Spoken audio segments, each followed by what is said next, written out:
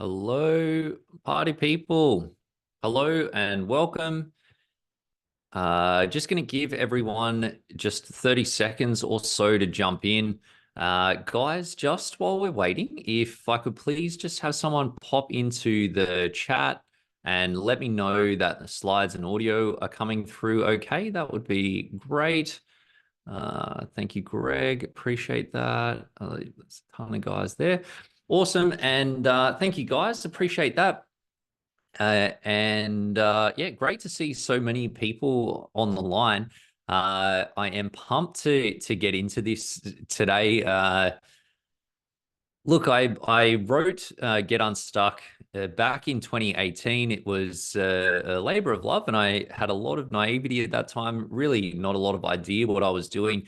Um, Arguably, still don't, but I suppose that's another it's another whole question. But it's so great to see this back into the wild. When I started working with Wiley for my last book, Replace Your Salary by Investing, they chatted about this book and talked about sort of freshing it and getting it set for today. And actually, when I got into the content, I was pleasantly surprised how much of it still rang quite true, but also the world has shifted a little bit. So, guys, look, I'm keen to get into it. As we go through today, I've got a framework to go through here, but I'm very happy to get off track a little bit. If people have got questions, feel free to jump in with questions. I've got some designated time for Q&A at the back end, so I will answer questions then, but I'll also answer them throughout as well. And look, guys, if you've got a question, chances are someone else will as well. Guys, we are recording the session. It will be available. It's not going to go public because I'm going to be sharing some stuff today that I've never shared with the public before, just to celebrate this launch. But it will be available to you guys for a limited amount of time. But look, my jokes are a lot funnier live, so I would encourage you to stick online. I've also got some stuff to share at the back end around where you can get some of the tools that we'll go through today. So stick around for that as well. Alrighty. So, guys, look, just before I jump into the content, please don't rush out and make any life-changing decisions off the back of what we cover. I strongly suggest you seek out personalized advice before jumping in. Guys, if you're making big decisions, it's a good idea to be doing that anyway.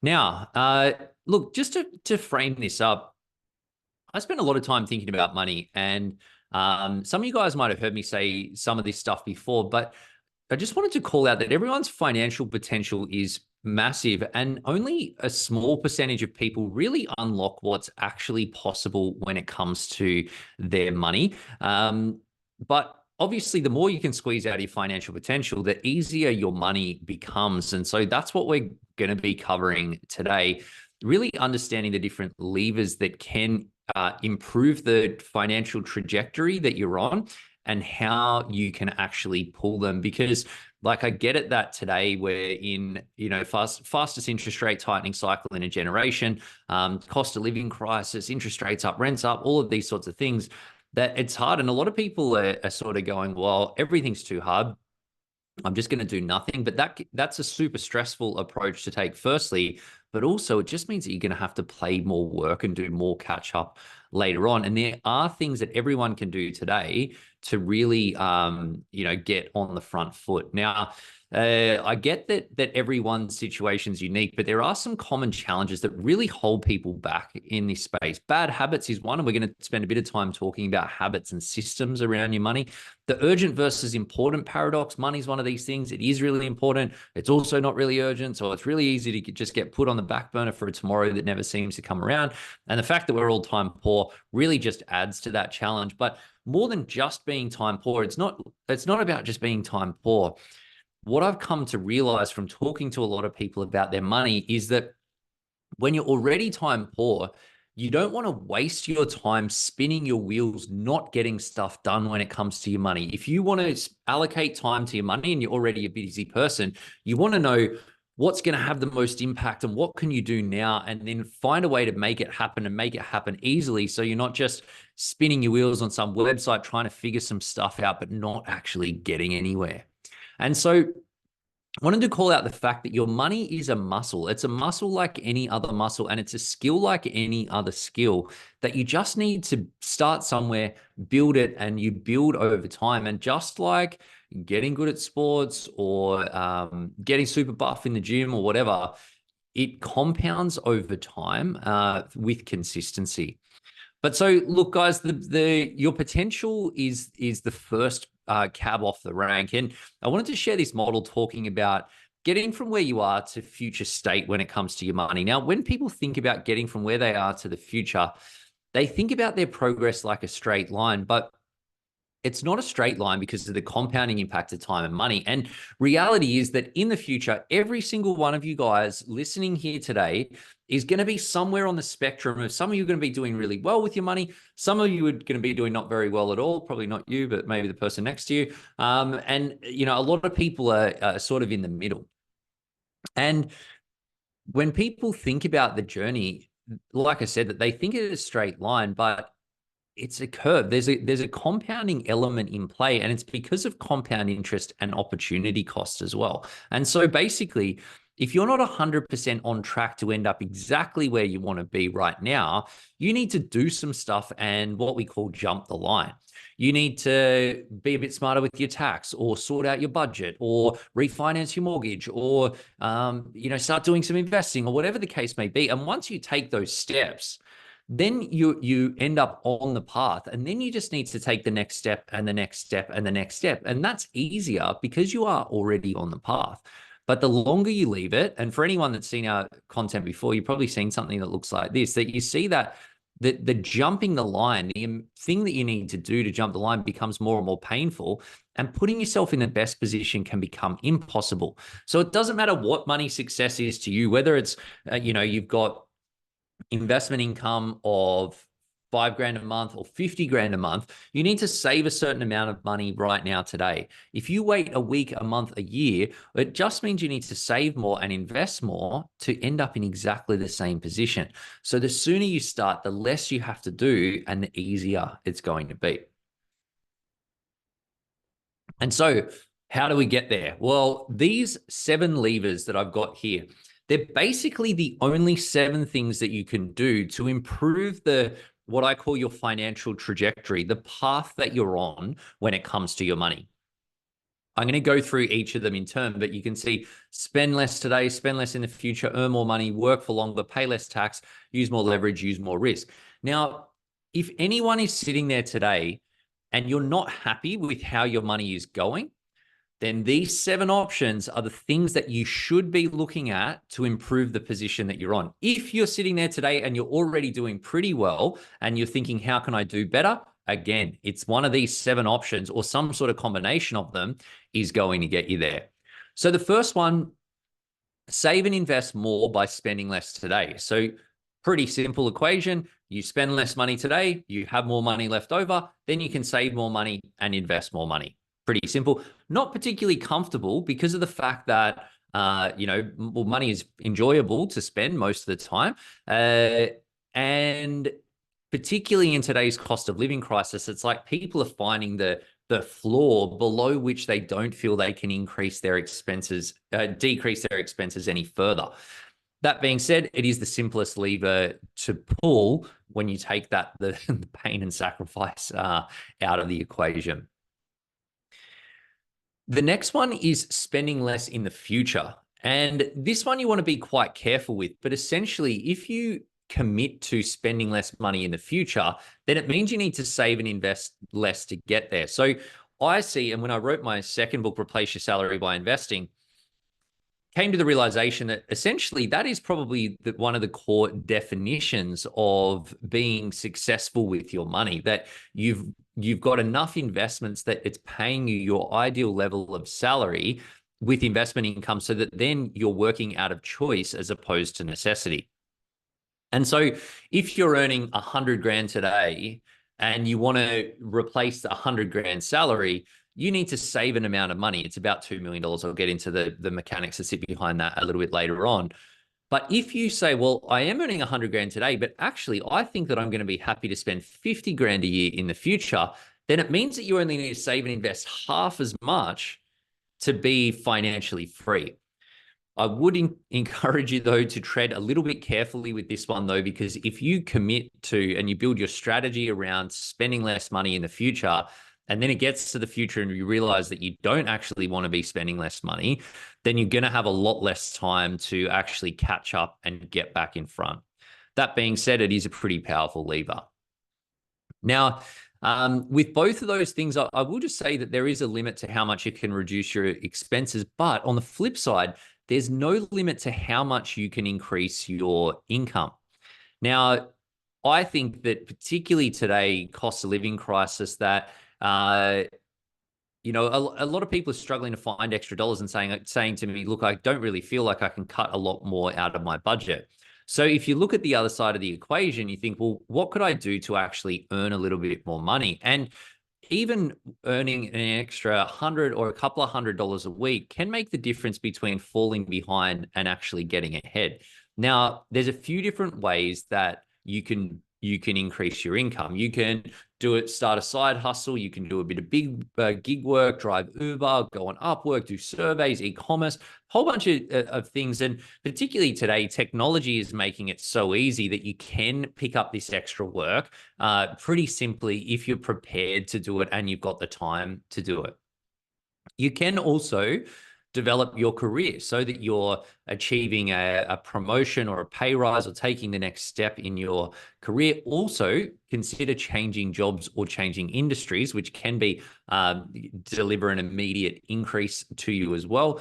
But building your career, often something that will take a bit longer to do, but actually have a bigger impact in terms of how much extra money it can get you bringing in. Starting a business is something that you can do, but I would caution you to be, again, careful with this, because as much as, you go on Instagram and there's all this hashtag entrepreneur life stuff there, starting a business is hard. And for a lot of people, it takes, a lot of people aren't built for it, firstly, but even for the people that are, it often takes a lot longer to get your income to where you really want it to be than most people think. And so I'm a business owner, so I have chosen the path, but you just want to do it with your eyes open if you're going down this path. Either way, though, think about those options, because I've spent a lot of years working with people, and I've found that it is very, very difficult to be financially well off without having your income at a level that allows you to save enough money, essentially. And I talk to a lot of people as well that aren't on really high incomes, that do work, and they work hard. They're smart people. They work hard. It's just because of the nature of the work that they've chosen, or the industry that they're working in, or the location that they're working in, that they're not earning as much as what other people earn. And I get that when it comes to work, you want to do something that you enjoy, that's fulfilling, in a good company, where ticking all of the personal, emotional boxes. You don't want to just be a slave for a paycheck just for the money. But for a lot of people, with some careful thought and consideration, you should be able to find something where you're getting paid more and you're still ticking a lot of those personal boxes for yourself. And if you can do that, it will make a big difference to how quickly you get ahead. Now, next one is working for longer. And when you work for longer, that means that there's two things that are happening here. One, you're saving for longer, because you assume when you're working, you've got income higher, you're able to save for further years. The second is that you're not spending the money that your investments are generating. You're not spending your investment income because you're working and drawing a paycheck.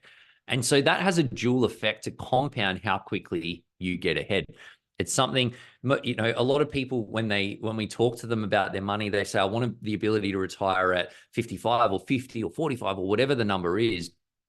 But most of the time, when you get right into it, most people don't actually want to completely stop work. They just want to be in a position to be working out of choice, as opposed to needing to work for the paycheck. And so if you have a good deep think about it, and you say, well, actually, like, it does sound nice, but I am actually prepared to commit to working for a little bit longer, then it can make your work so much easier, meaning that you need to save more and invest more, save less and invest less today to get to where you want to be because you've got more years on your side. This is one of my favorite financial potential levers, which is increasing your after-tax investment returns to get ahead faster. Because reality is that there's a lot of things you can do to manage your tax. There's a limit to what you can do to, say, for example, get a better tax refund at the end of this current financial year. But if you think that over time, most people are going to be building up a significant amount of investment income so that they can replace their employment salary with investment income, by definition, you're going to have tens of thousands of dollars, maybe $100,000 or more of income that's actually coming in every year from your investments. And there's a big difference if you're paying a little bit of tax on that income versus paying a lot of tax on that income. It makes a huge difference to your bottom line. And so being smarter with tax, and I've got a few tricks for you guys today, being smarter with tax is actually allows you to get more money out of the money that you've already got. And when it comes to your investment returns, the only return that matters is your after-tax investment return. Next one is you want to be a little bit careful with this one, but using more leverage, so using more debt to accelerate your investment growth. Risk management is really crucial here. But for example, if you're saving, $2,000 a month, you can save you $2,000 and you can invest it into a share portfolio or an ETF portfolio or a managed fund portfolio or something like that. Or you could get your $2,000, you save it up for a bit, you get a deposit together, you go to the bank, you say, okay, I've got $50,000, I've got $100,000 now, I want to go buy a property. They give you hundreds of thousands of dollars on top, and then you go buy a $500,000 or $1 million property. And then all of a sudden, instead of you just investing the $2,000 a month that you're saving, you've now got hundreds of thousands of dollars in a property asset, and that is always going to grow faster, so long as you choose a good one. And I'll talk a little bit more about that. But so long as you're comparing good shares against good property, a property that's 10 times the size of your share portfolio is always going to grow more over the long term. Now, buying one investment property is good. Buying two investment properties is better. Buying three may be better again. There is a limit here because I don't believe that anyone needs 10 investment properties. In my opinion, that's overkill. You got to be able to sleep at night. You got to have your risk managed, but using more leverage will accelerate things. Just want to be careful though, if you're going down this path, and today we're seeing interest rates that tighten quite quickly, a lot of people feeling more exposed. A lot of those people would have benefited from being a little bit more careful with their numbers before they bought the property, because it's really hard and can be a little bit expensive to unwind things after you actually buy. The last one that I've got here, and look, I don't like this option, but it is an option, is taking more risk with your investments. Now, it does increase the chance of failure, but what I mean by that is investing into more speculative investments. So if you're investing all your money into a nice index fund, then it's going to grow at a certain rate. If you invest it all into Bitcoin, well, then it's going to grow at a different rate, but you're going to see a lot more ups and downs. And maybe it shoots the lights out, maybe it crashes and burns, and then you're going back to the starting point in 10 years' time. And that's why you need to be quite careful with this one. But it is an option in the list of financial potential levers. Now, at the end of the day, guys, I've just unpacked the 7 things that you can do to improve the financial trajectory that you're on. Only you know what suits you. So I'm not saying you should do all. In fact, I'm saying you probably shouldn't do all of those things. But then hopefully there's 1 or 2 things in that list where you think to yourself, actually, that's something that could really work for me. And know that with some of these things, that some changes are fast. Some things you can do quickly. You can cut your spending today and you're going to be saving more tomorrow. Other things, though, like repositioning your career so that you earn more money into the future, that's going to take a little bit of time to work towards. So, Rome wasn't built in a day. You don't have to solve all the problems there. But know that the power is all in your hands. Appreciate that comment, Darren, as well, mate. Glad you're enjoying that. All right, guys. So I'm going to change gears a little bit and talk about habits and systems. this great quote from James Clear from his book Atomic Habits. If you haven't read it already, read it. It's a great book. He says that you don't rise to the level of your goals, you fall to the level of your systems. And it's so, so true that it's having goals is important, but I feel like sometimes people can get so laser focused on goals and saying, oh, I've got to set good goals and I've got to have good goals. And I'm not sure what I want to do. And I'm not going to do it because I don't have my good goals sorted yet or whatever. The goals are important, but the systems are more important because the systems are what's going to actually make it happen. And so for anyone that's been following me and the pivot stuff for a while, you may know that we have been doing a lot of work with elite athletes over the last 4 years in particular. And in that time, I've spent a lot of time thinking about uh, thinking about the crossovers between being elite on the sports field or in the sports arena and being elite when it comes to your money. And so uh, look, at the end of the day, if you think about being elite with your money, it's not easy. Like being elite with sports is not easy either. And so Nick's just asked a question in the comments about the book. The book is Get Unstuck. I'll just pop the link in the chat there as well. And so but yeah, both aren't easy, and consistency is really the key to results in each of these things. I think when you look at an elite athlete or someone that's a master on the sporting field, they look at the fact that you they think that people start there, but what you don't see when you see an elite player play, they make it look so easy, but what you don't see is the years and often decades of practice that's gone into getting them into that position. So it's really consistency is key. They do make it look effortless, but yeah, all of the habit building that goes into it is the part that you don't see. And no one starts out elite at sport, like no one starts out elite with their money. And so when you start out playing sport, you think of a footy player that they don't start like doing cutout passes and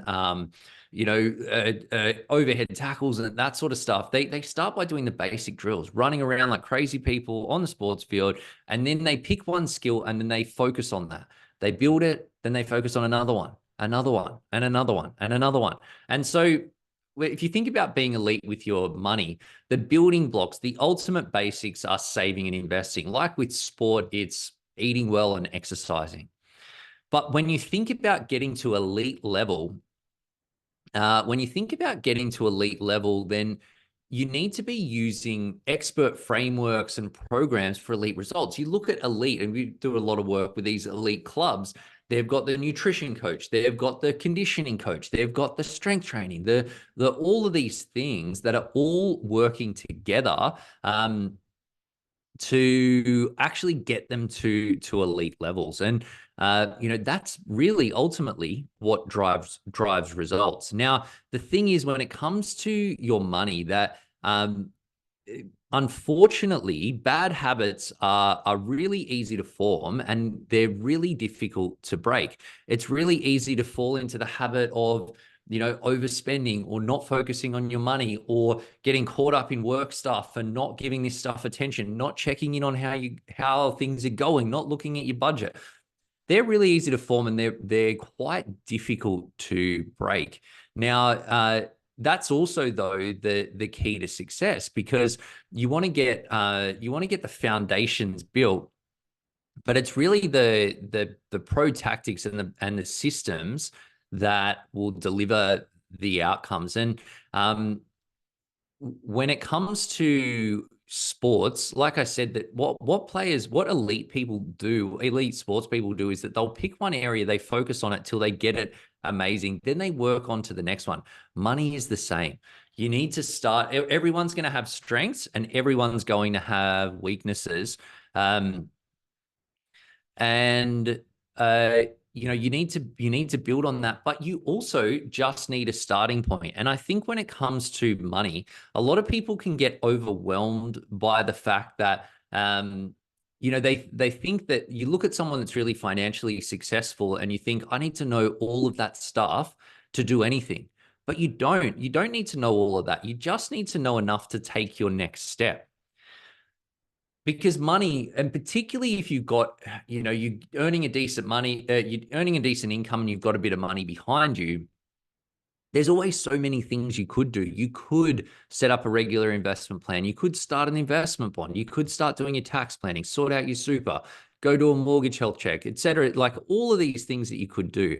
But often there's only going to be one or two of those things that's really going to have the biggest impact. And so you want to pick those things, focus on it, and then you can, once you nail that area, then something else will present itself as the area that will have the biggest impact. And so to make this practical in terms of what you can do and the systems that you can put around your money to make your money easier, these are the money commitments, the ones that I use personally, and the ones that we use with our clients at Pivot Wealth as well. Rachel's got a comment there saying getting lost in the details rather than taking the first step. Totally, Rachel, 100% agree to that. That it's because there's so much there. There's so much detail that you can get in. And particularly for people, for anyone that's a little bit of a perfectionist or a little bit more detail focused, you can spend so much time getting stuck in the fact that, oh, should I use a micro investing account or an ETF? Or my mate said that ETFs are the best. And then, but then I saw this other thing and it said that micro investing is the easiest. Doesn't matter. It honestly doesn't matter. And if you spend a month thinking about it and not doing anything, or 6 months or a year or 6 years, which is actually quite common as well, you've just missed out on all of that. And the difference between a micro investing account and an ETF account in terms of your bottom line is going to be not much at all. And so you're going to be much better place to go. I'm just going to start investing my $10 a week, $50 a week, $100 a week. And then I can do more research and I can change and adapt my approach over time.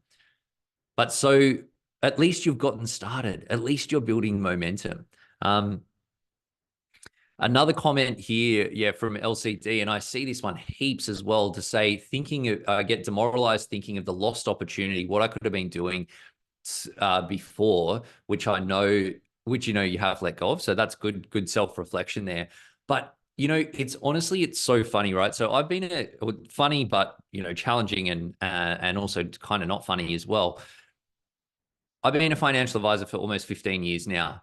In that time, when I first started, I used to work with a lot of people that were about to retire. And I thought it was a little bit, I was a little bit surprised by the fact that all of them said, oh, geez, I wish I started in my 40s, or I wish I started in my 30s, or I wish I started in my 20s. Then when I left that company, I started working with a lot of people in their 20s and 30s. And it's amazing that, I work with a 32-year-old and they'll go, oh, I should have started 10 years ago.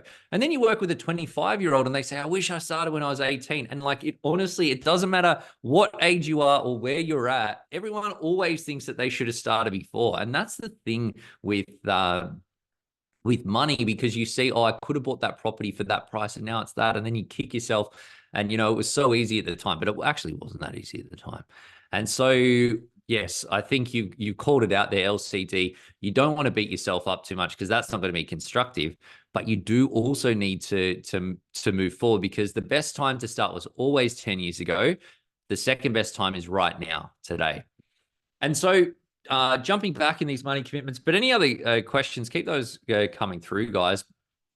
The money commitments that I personally follow and I found super helpful for keeping you motivated, but shaping up your behaviors and making it crystal clear what the smartest next steps are for you, are these 5 things here: annual plan and targets, monthly check-in, monthly education, and 90-day reviews, and a bit of accountability there. So it's actually really 3 things, but there's 2 elements to a couple of the bits there. So I'll run through each of them in turn. Now, your annual plan, this is a really important one to set the bigger picture strategy. And the way that I like to tease this out is to say, if we were having a chat 3 years from today or 12 months from today for the plan,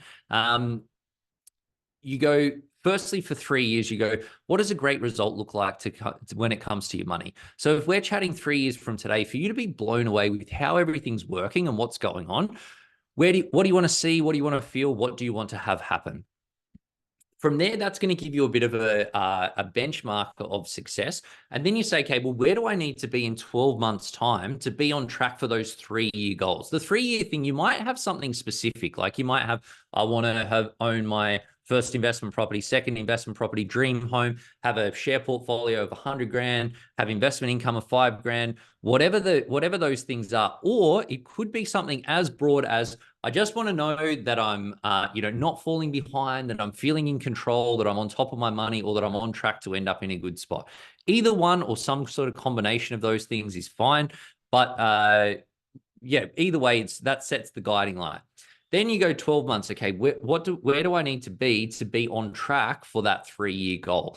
And it may be that you've made some progress with your savings or investing, or that you've put together a property deposit, or that you bought a property, or whatever those things are. So that allows you to figure out what is nice to have and what is critical to you ending up where you really want to be. So you're starting with a lot of options, and then you're narrowing them down to say, what's most important to me?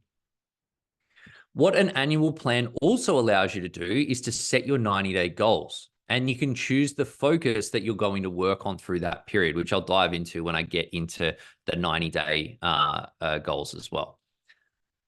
We've then got your monthly check-in on your money. And this is something that is honestly one of the most powerful things that you can do with your money. It sounds really simple, but I'm telling you guys that it's so easy because there's a lot of things going on in our life. People have got personal commitments, family commitments, kids screaming for their attention, work commitments, deadlines, bosses, emails, social media feeds, all of those things, right? That if you lose sight of your money, you immediately start feeling less in control. Whereas if you just you check in once a month. Where was my savings balance? Where did I think it was going to be? Where is it now? What did my budget say? What did I do? Whether you're on track, off track, or exceeding, you're immediately going to feel better about your money. And when you start skipping these check-ins, then things start sprawling and you feel less in control. So your stress levels just increase and increase and increase. It also allows you to rein in your behavior before it turns into a problem. So if you said, look, building my property deposit is important to me and I need to have X amount in my savings in this time, and you know what you need to save, but it doesn't happen for a month, then you can pull things back on track and say, okay, well, what's really important to me here? Do I need to change the goal, or do I need to change my approach? And then you change it. Whereas if you're not checking in, you know that you're off track, then you just get further and further and further off track. And then all of a sudden, a bunch of time has passed and closer to where you want to be. I think as well, depending on what your plan says and where you're actually at with your money, but building your knowledge at least a little bit each month moving forward is a really powerful way to build your confidence around your money. And if you think about being really good with your money, for most people, that means that you're going to need to know more about more areas of money, that you're going to need to feel like you have a reasonable handle on stuff. So you know what things you should pay attention to and what things might just be noise for you. You can stack the education along with your checking in on your money. So you check in what's going on savings, what's going on investments, what did I think would happen, what actually happened. Then you learn a bit of stuff at the same time. They call that habit stacking. That's James Clear's Atomic Habits as well. Makes your life a bunch easier. 90-day review is, again, like you've set your annual plan, you check in each month, but then in 90 days, you want to look a bit bigger picture and say, okay, well, what do we think was going to happen? What actually happened? Month to month, things can be, a little bit variable, but over a quarter, you get more aggregate data. So again, you're looking at what's working, what's not working. Do I need to change the plan? Do I need to change something else? Oh, and the last piece is being accountable to someone for this. Now, it could be your partner, it could be a friend, it could be a family member, or it could be a professional advisor or, broker or coach or whatever. But knowing that you're accountable to someone, it could be your Facebook feed, if you're that way inclined. Not a lot of people are, but if you are, you post your goals up, you be accountable to your goals. Either way, that when you start putting things out there, you are going to have a much higher level of follow through on those goals. Whereas if it's something that's just in your own mind, it's easy to go, oh, well, it doesn't actually matter that much. There's no consequences. What I would say to you guys that off the back of today, I would strongly encourage you to block out a time in your calendar now and commit to this. Ideally within the next 24 hours, but if not in the next week, to say I'm going to, and it may be something as simple as I'm going to actually think about what I'm going to do next with my money. It may be that you're going to make an appointment with yourself to do your annual planning session. Could be whatever, but it's something that's going to move your money forward, particularly. And I can see a bunch of stuff coming through in the chat, people talking about, getting distracted by things or getting caught up in the details or, worried about not getting started or a bit of procrastination. Put the time in your calendar, set it in stone, put it in the morning if you're a morning person, put it at night if you're a night person, but do something that is going to move your money forward. I promise you, if you do that, you're going to feel better about your money. And then that starts with your momentum. The first step is always the hardest, but once you take that, it creates momentum that you can build that makes your next steps easier and happen faster as well. So block it out now and commit. You're online, so no excuses, guys. Make it an appointment, and I promise you, you'll thank me for it. Just got a question here that says, could you speak a little bit about making the decision to buy an investment property versus using that deposit to invest into shares? Is it better to leverage, or do you need to start looking at things like interest rates before making the call? Look, that's a really great question. And there's a few different ways to tackle it, but the short answer is that property always wins, so long as you're choosing a good property. If you're comparing a good property against good shares, if you've got, say you got 100 grand in shares, and then you're thinking about borrowing and buying a $500,000 property or maybe even a greater value property, then the property will win hands down because it's 5 times the size or maybe even more in doing it. But also in your question was a very valid point around things like interest rates and mortgage repayments, because it's really careful when you buy, when you're investing in shares, you can say, okay, well, my budget says I can save 2 grand a month. I'm going to put 2 grand a month into shares. Then next month, if something comes up and you don't feel like you've got 2 grand that you can invest, you simply don't invest the 2 grand. Whereas if you take out a mortgage payment, take out a mortgage to buy an investment property, and then you're committed to making a mortgage payment of 2 grand a month, you got to make that mortgage payment every single month, come rain, hail, or shine. And so you want to be really careful with that as to what, making sure that the numbers stack up for you.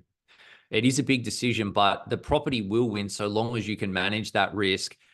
You are going to be ahead in doing that. Plus, property gives you tax deductions as well when you buy it as an investment property too. So I hope that helps. Another question says, I've inherited around 70K. Should I invest or put it into the mortgage? This is a great question, something that I get quite a lot.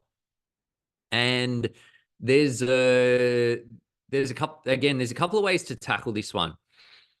Firstly, I can't tell you what to do because this is not financial advice, and I was never here, this never happened. But I can tell you how to think about the decision here. Now, if you've got a mortgage and say your mortgage interest rate is 6.5%, you could compare when you pay extra money onto your mortgage, that's going to give you a guaranteed return of 6.5%. The long-term return on share market is 9.8%. So you can say, well, 9.8% on the share market, 6.5% on the mortgage. You can see that shares you're probably going to be a little bit ahead over the long term by buying shares versus paying down your mortgage. That being said, if you've just, say, bought your first property and you've taken out a big mortgage to do that, and your debt levels are higher and you don't have heaps of spare cash flow, or you heaps of savings capacity every month, then it may be quite beneficial to you to actually bring your debt levels down to make them a little bit more comfortable, a little bit more manageable before you go investing more money. And so in that instance, you may, even though you go, well, actually over the long term, maybe putting it into shares might make me more money. You say the right decision for me is actually putting it into the mortgage. Now, on the flip side, say you've got an investment property, you bought it 10 years ago, the rent's gone up, the mortgage has gone down, and your debt levels are really manageable and your cash flow is strong.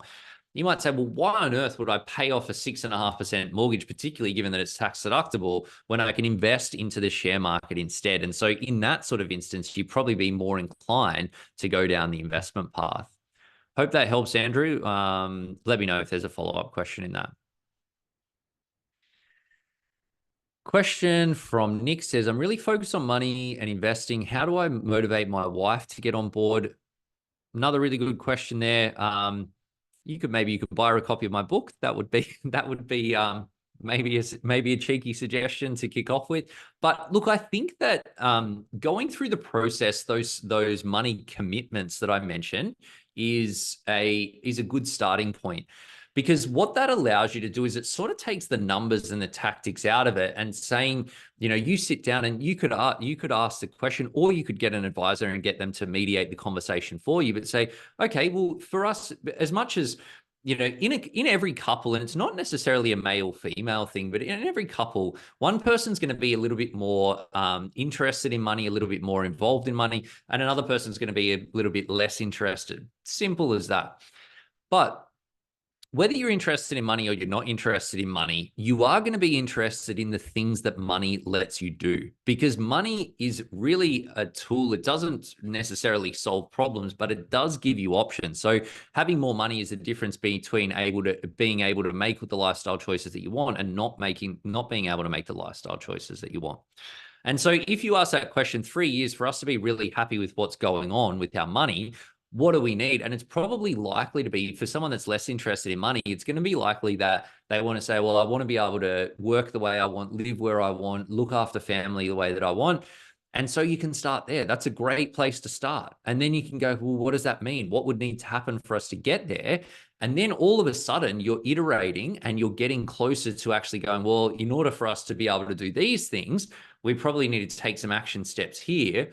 And then all of a sudden, you guys are a team and you're working together towards those joint goals. So I hope that helps, Nick. That's something that you can try on yourself. If it's a prickly area and something that's difficult for couples, think about just getting an advisor and throw a bit of money at the problem, get them to mediate for you so that it's not you. Like if you really can't get there yourself, because it can be quite difficult. And it's a lot of pressure when you've got one person in a couple that is more the driver of money, and you've got another person that's being more passive and saying, oh, I don't really want to get involved. It's actually, apart from being a lot of work, it is a lot of pressure on the person that's driving it. And so quite valuable to alleviate that pressure, in my opinion. Loving all these questions coming through, guys, and keep them coming. I might just take one more and then crack into a bit of this content as well. I've got one from Ursula that says, would you recommend using a buyer's advocate service or do it yourself for a first investment property? If DIY, what are the things you'd look for to determine a good property purchase? Thanks. Yeah, that's a good question. Yes, I like buyer's agents. I actually speak about this a little bit in my book, but I would say that so long as using a buyer's agent doesn't delay you from being able to buy your property. And so, excuse me, if you're thinking about buying your first investment property and you're saving up your deposit and stuff, if saving up the fee for a buyer's agent, which is normally about 2% of the property value, so a pretty significant amount, but definitely worth it when you get a good one, but still a chunk of change that you need to save up. If that means that you have to wait 6 months or a year to actually buy a property, I would say probably try and hustle and do it yourself. If you've got the money though sitting there and it's not going to mean further delays, then by all means, I would go for it. If you're buying yourself good property, I would. There's a longer answer to this question, but the short answer is stick to high demand, limited supply. What that actually means in practice is Sydney, Melbourne, Brisbane, because they're the areas that have the strongest population growth and therefore the strongest projected increases in demand over time. And then pick the areas generally within 10 Ks of the CBD locations where the supply is limited. Now, I live in Sydney, so Sydney property market is the market that I know best. in those areas, you would go the eastern suburbs, lower North Shore, inner west. They're areas where there's not heaps of development going in. There's a couple of pockets in there where there's more development, so I would want to avoid those. Pick the areas where there's less development. They're built up. The land supply is limited. The demand is strong and increasing, and you generally going to get a much stronger probability of getting the results that you want over the time going down that path. Hope that helps, Ursula.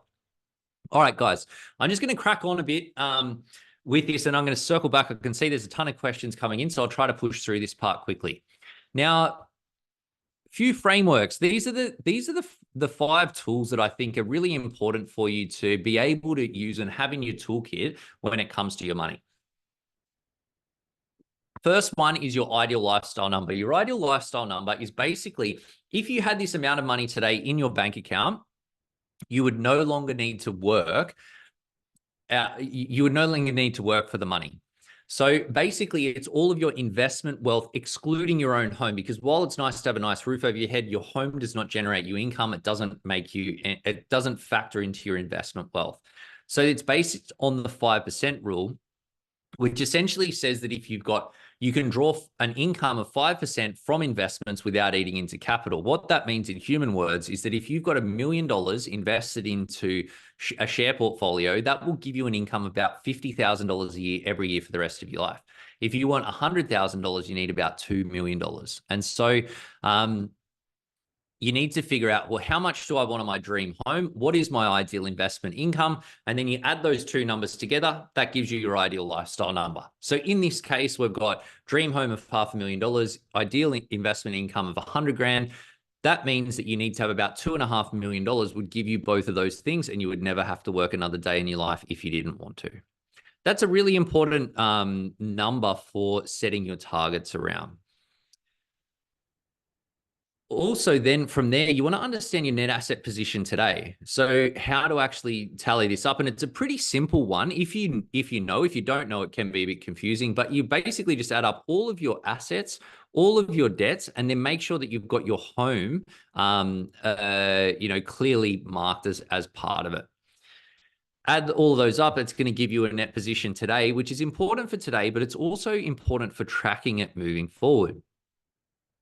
And I think that's the key as well. And this goes a long way. In Get Unstuck, I talk a lot about how to reduce the stress that surrounds your money. And I've already talked to you guys today about the importance of an annual planning session and having a clear game plan for your money.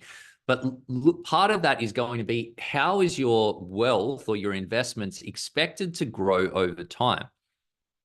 That's your financial trajectory, essentially. So if you keep doing exactly what you're doing today, where should you be in a year, 5 years, 10 years, and are you actually on track? That allows you to set your long-term targets and then break them down into your shorter-term targets, and will give you peace of mind. It can give you peace of mind even if you're not really saving much money today, cause he lives and all of that sort of stuff. So knowing where you're headed and being happy with that is a great outcome. Knowing where you're headed and not being happy with that outcome, with where you're headed, is also a better outcome than not knowing where you're headed. Because if you know that you're not on track, then that tells you that you've got work to do. At least you know that you've got work to do. Whereas if you just say, oh, I think I'm not on track, then that's not going to give you the same clarity and the same motivation as well. And so this tool, this is a spreadsheet that we put together. I'm going to show you guys how you can access it in a little bit, where you basically put in, what your age is, when do you want to actually be able to wrap up work, what your savings capacity is, and then see how on track you actually are for your money, when you will get to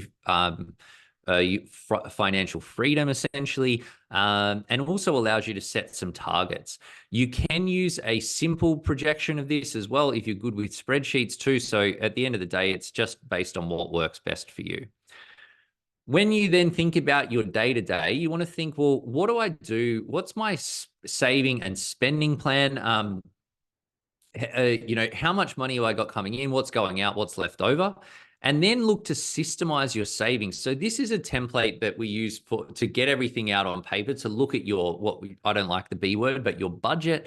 And then you can translate that into how you manage things on a day-to-day. It's going to allow you to prioritize and cut out any non-essential expenses. but also figure out where the low-hanging fruit is in terms of what you can get more. And if you're looking at increasing your income, which I strongly suggest you do, you can quickly see, well, if I was to earn an extra 500 bucks a month, 1,000 bucks a month, how much of a difference does that make? Next step, knowing what's going to happen with your savings over the shorter term. And like what I mean by this is that if you're planning around changes to your income, starting a family, starting a business, changing jobs, changing careers, it's going to muck around with your income and expenses. And so knowing what the impact is going to tell you, firstly, allow you to make sure that you've got the money available for it. But secondly, it means that you're going to be able to know how much money that you've got left over that you can actually invest to get ahead and grow your wealth into the future. And so there are 5 tools there, guys. Look, I've spent a lot of time thinking about the most important things when it comes to your money. And I think that covers a lot of the bases there. I mentioned at the start this quote talking about how you don't rise to the level of the goals, you fall to the level of your systems. And so trying to systemize your money success as much as possible is a big part of the way that you get unstuck and actually get ahead. And so, consistency is key, and you need to start somewhere. Now, I'll give you one tip, guys, when it comes to your motivation, when it comes to your money. A lot of people that I talk to are high achievers, that they have big goals for themselves. They have big things that they want to work towards. But it's really common that people go, well, I want to get I want the Bondi dream home, and I want the, X amount of investment income, and I want to be able to retire at 55 or 45 or whatever the number is. And when you keep focusing on all the things that you don't yet have, it can be really frustrating. But often, if you take the time to look back and look at where you've come from, and you look back and go, where, 12 months ago or 5 years ago, I was in this spot and I was only saving this and I was only earning this and I only had this behind me. And now I've actually, built up savings to this and I've done these other things. That then you say, well, actually, the work is working, the effort is working, and that gives you the motivation to keep moving forward. And so look forward, sure, but make sure that you're measuring backwards, and that is going to keep your motivation high as you put in the work, because money is hard, right? It's the easiest thing to do is spend all of your money and a little bit more for good measure. So if you're not doing that, you need to focus on why, and you need to be able to see what you're doing, what you're doing is going to get you to where you want to be. And so once again, guys, this model talking about future state with your money, you want to jump the line and you want to get on track. The longer that you leave it, the jumping the line just gets harder, and putting yourself in the best position can become impossible. And so, guys, look, the bonus content and tools, and I've talked a bit about this in the content. You've just seen the 5 tools that I've shared with you. I have never shared these with the public before. If you want to know how you can get this set up and running quickly, know that, we're not special. It's not like we've got some super guru black magic or anything like that. At the end of the day, we've just got systems that actually works, and you can do this all for yourself. I've just shared my tools, but it's not important that you use those tools. It's just important that you have a set of tools that you use when it comes to your money, that you're doing some sort of annual planning, that you're checking in on your money regularly. But if you haven't got your own system in place and you want a starting point, start with a system that works. I've used this on thousands of people and it works for them. So why not use it for yourself? And then over time, as you build your skill set around your money, you can iterate on that and build it forward. So guys, it's launch day, and I've got you covered. I wanted to do something special to celebrate the launch or the relaunch of this Get Unstuck book. And so I put a bunch of tools together into a pack. Why is this coming? Basically, we've got the Smart Money Game Plan, which is that massive spreadsheet that's where you plug all the numbers in and it spits out financial freedom and targets, clarify your ideal lifestyle number, confirm your net asset position, and give you a detailed wealth projection. This is the sucker here. It's a lot of time, a lot of intellectual property that's gone into this. And I've only ever given this to our paying clients on our advice services, which typically in the thousands of dollars a year.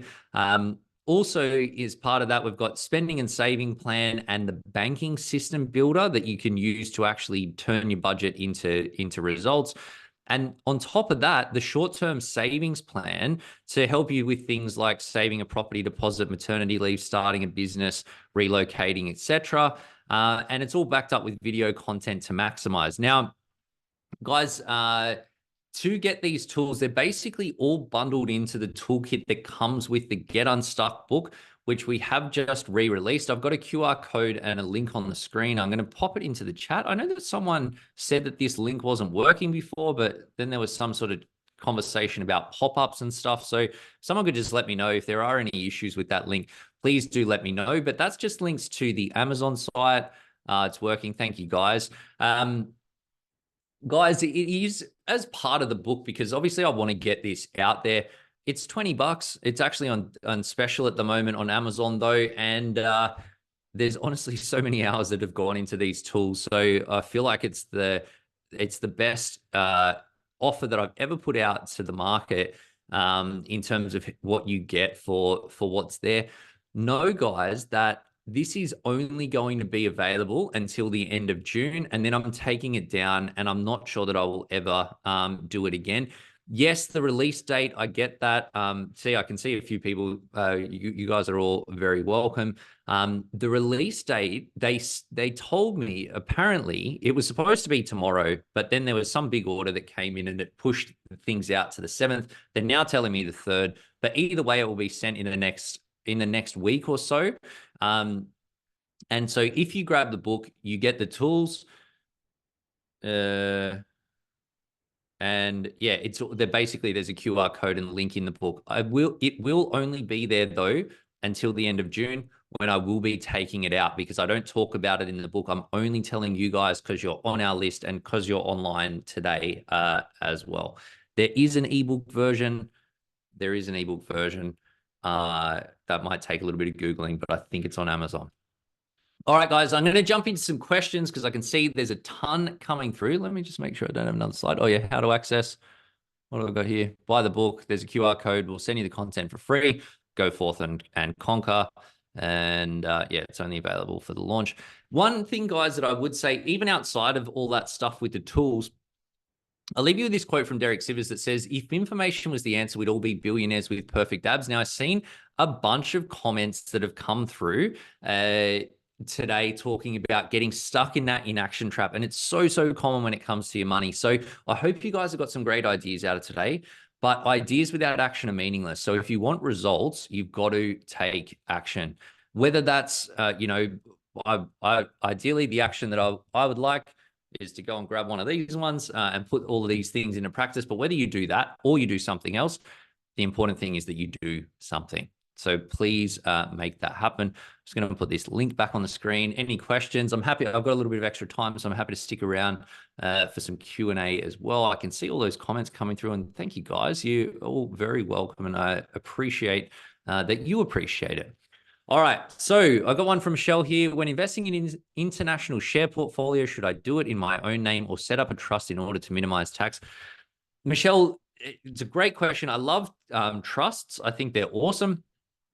But basically the rules, and for anyone that's not already across this, that there is a rule with trust that you need to distribute income from a trust to another taxpayer. And so that can allow you to really manage the tax and optimize it over time, because you can distribute to like a company, for example, which has a maximum tax rate of 30%, which is way lower than the top marginal tax rate.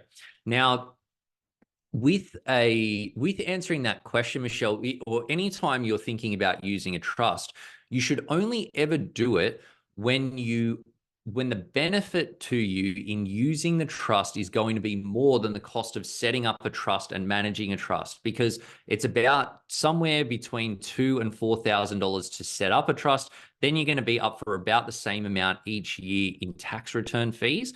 And so if you're only if you've got a $300 investment portfolio inside a trust, you're probably not going to be getting the benefit out of it. Whereas if you've got $3 million in a trust, I'd say it's a no-brainer. And so there's probably a threshold in between there, but you want to crunch your numbers on that one. I hope that helps, Michelle.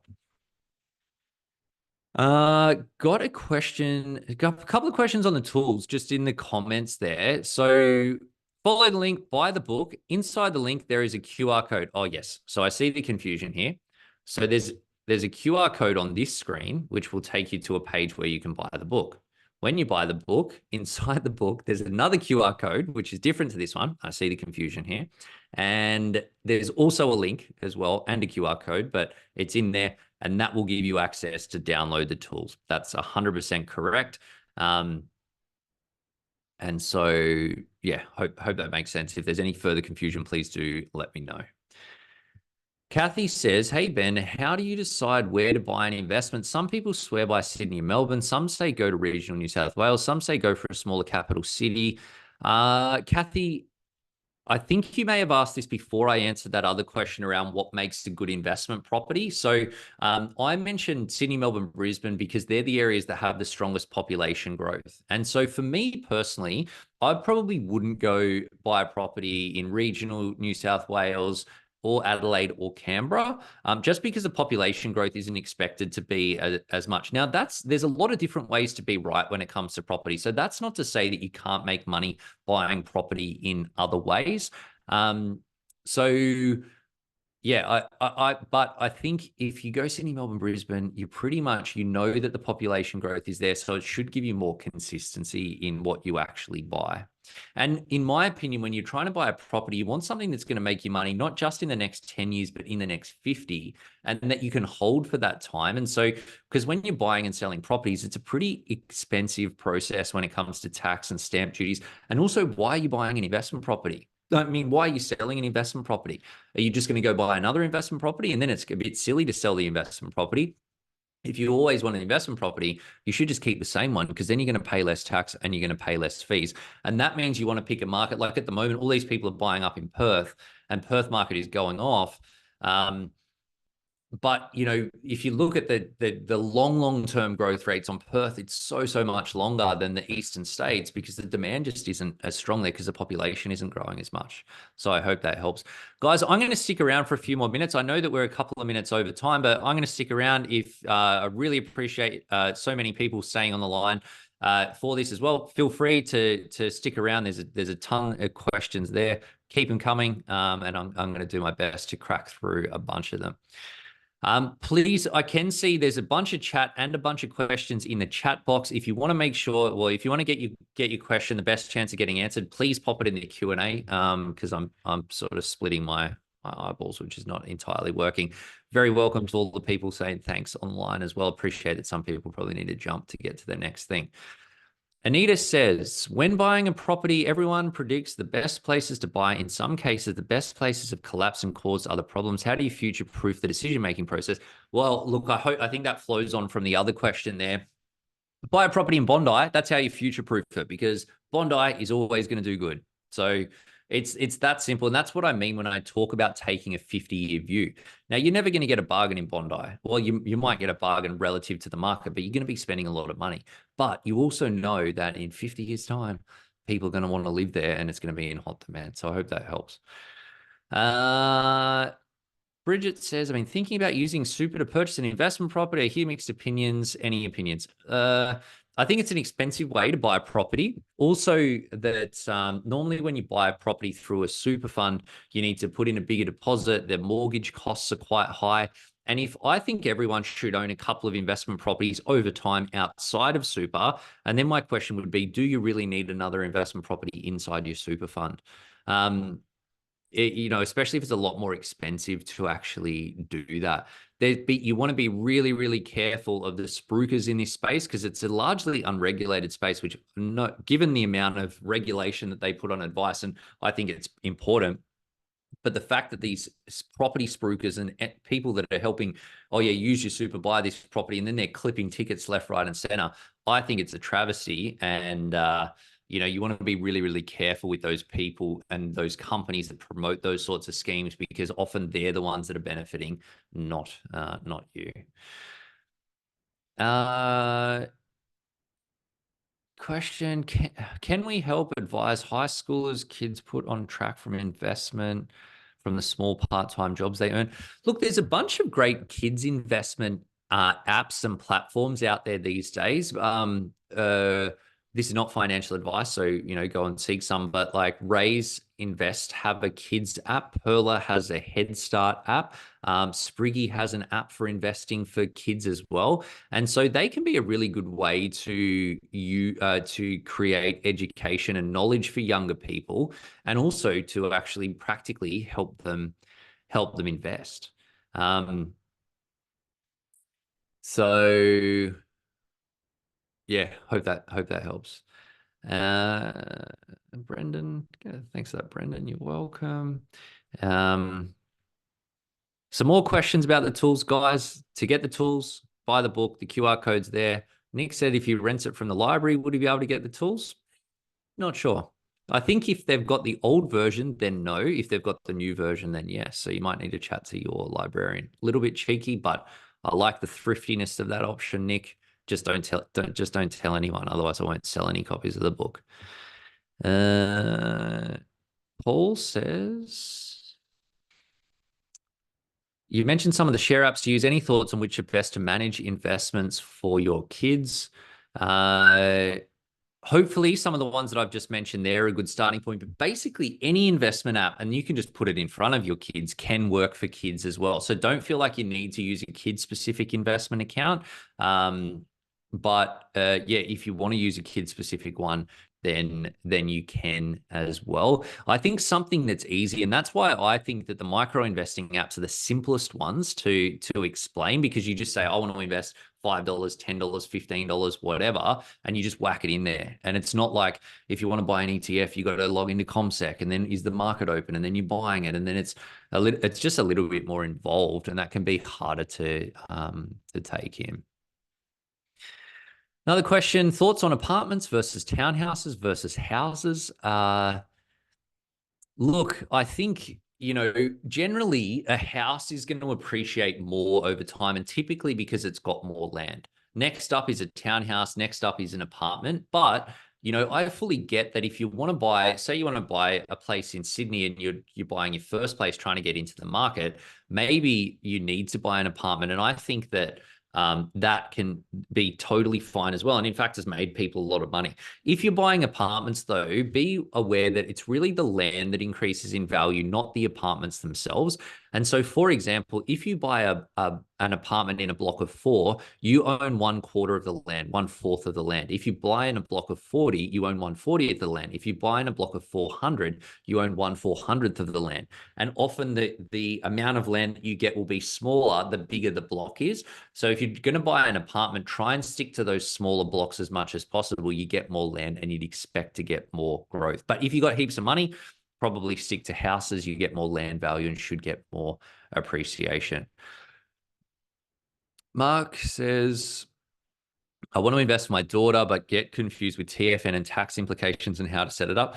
That's a great question, Mark. Check out on the Pivot Wealth blog. We actually don't do heaps of stuff on the blog, but I did do a blog specifically on this because we got a lot of questions on there. So I would encourage you to check that out. Perla also have some good resources on their website around that, a few different implications, and it is quite dense and complicated. And so I would encourage you to check that out. Feel free to hit us up. Hit me up on socials if you get stuck, and I can do a bit more of an explainer as well.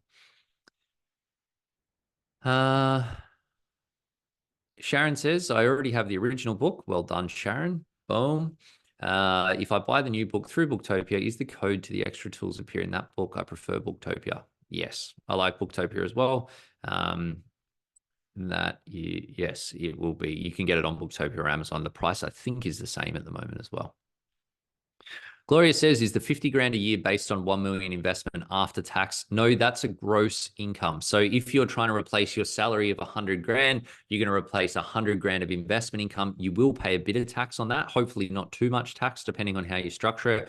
But that's how you replace your income. That's the gross or pre-tax income.